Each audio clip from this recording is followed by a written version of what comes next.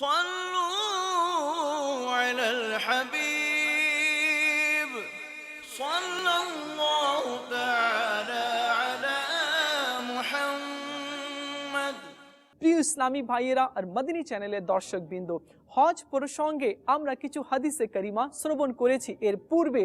এখন আমরা ইনশাআল্লাহ আজ্জা ওয়া জাল আরাফাত ময়দানে যারা অবস্থান করে তার কি ফজিলত রয়েছে তা আমরা জানার চেষ্টা করব ইনশাআল্লাহ আজ্জা ওয়া জাল। আসুন আমরা শ্রবণ করি।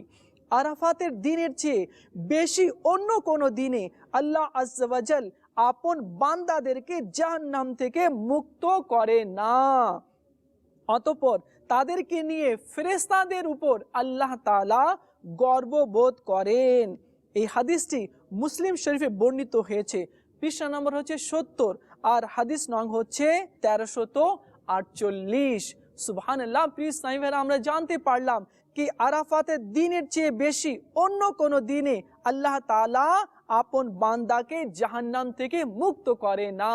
তো আল্লাহ তাআলা আমাদেরকেও সেই আরাফাতের অবস্থানকারীর ওসিলায় মাগফিরাত আমাদের করে দিক। আল্লাহ তাআলা আমাদেরকেও নেক আমল করার তৌফিক দান করুক।